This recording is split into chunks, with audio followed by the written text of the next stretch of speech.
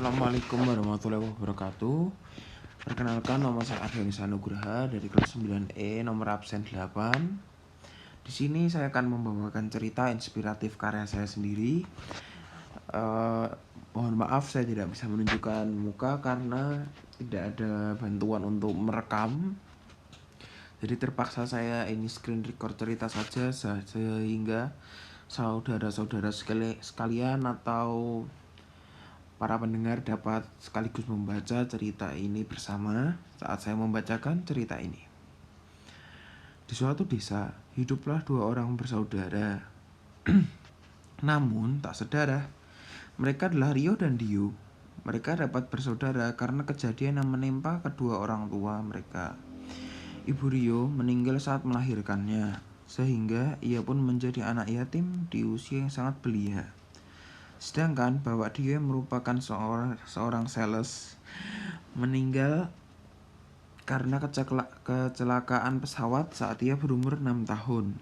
Ditambah lagi saat Dio berumur 9 tahun, sedangkan Rio berumur 10 tahun.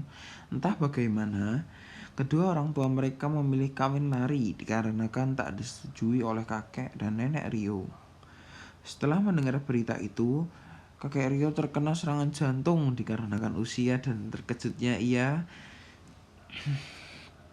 kakek Rio pun harus masuk ke rumah sakit didampingi nenek Rio. Dan selang beberapa hari, kakek Rio pun meninggal. Setelah insiden itu, nenek pun membawa Rio dan Dio ke rumahnya untuk membesarkan mereka agar tak susah di kemudian hari. Namun, sepertinya Tuhan belum cukup menguji Rio dan Dio.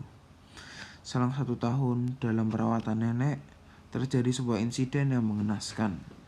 Saat Dio dan Rio pergi main ke sawah, rumah nenek tersambar petir yang mengakibatkan nenek Rio meninggal dan hartanya hangus terbakar. Karena insiden itulah Rio dan Dio harus menjadi pemulung hanya untuk mendapatkan sesuap nasi. Keseharian mereka dilalui dengan mengais sampah setiap harinya.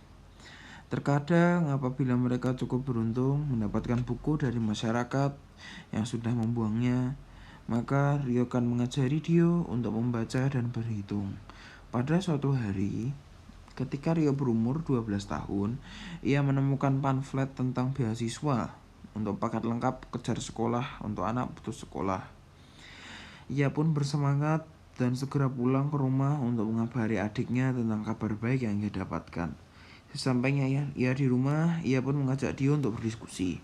Namun kebahagiaan itu berubah menjadi permasalahan yang rumit dikarenakan lembaga pendidikan yang mengadakan program tersebut berada di kota sebelah dan itu membutuhkan biaya menjual botol hasil memulung selama 1 tahun dan terdapat batas usia maksimal 12 tahun. Akhirnya Rio meminta Dio untuk pergi tahun depan setelah biaya terkumpul.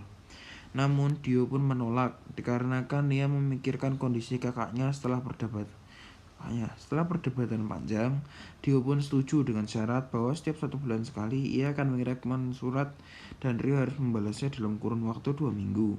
Waktu 1 tahun pun telah berlalu. Sekarang adalah hari keberangkatan Dio menuju kota sebelah. Rio pun melepas kepergian dengan senyuman dan membawakan gantungan kunci buatan tangannya kepada Dio.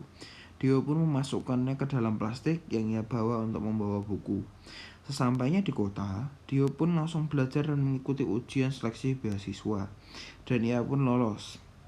Setelah 1 bulan ia bersekolah, ia pun memiliki banyak teman dan ia menjadi siswa paling cepat dalam mengejar pembelajarannya. Saking fokusnya Dio pun melupakan janjinya dengan kakaknya untuk menulis surat.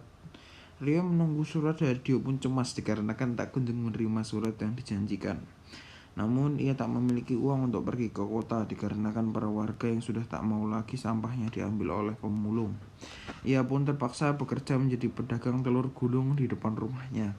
Karena saking susahnya kondisi ekonomi dan persepsi masyarakat yang sudah jelek, ia tak bisa berhenti berjualan demi memenuhi kebutuhan hidupnya. 20 tahun berlalu, Dio sudah memiliki pasangan hidup dan seorang anak yang berumur 7 tahun. Saat ia sedang membersihkan ruangan kerjanya bersama istrinya, istrinya pun menemukan kantong plastik lusuh di ujung ruangan dan bertanya kepada Dio, apakah kantong plastik ini boleh ia buang? Setelah Dio melihat kantong plastik itu, ia pun menjadi teringat akan suatu hal dan meminta kantong plastik itu kepada istrinya. Dan benar saja, itu kantong plastik yang ia bawa saat pertama kali ke kota ini. Setelah Dio melihat isinya sebentar, ia pun menemukan gantungan kunci pemberian Rio, dan ia pun segera mengajak istrinya dan anaknya untuk pergi ke desa dulu ia tinggal dan menceritakan masa lalu kepada keluarganya.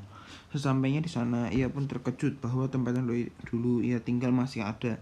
Terdapat bapak-bapak kurus kering dengan baju lusuh sedang membuat telur gulung. Dio pun menghampiri bapak tersebut dan menanyakan nama dan usianya.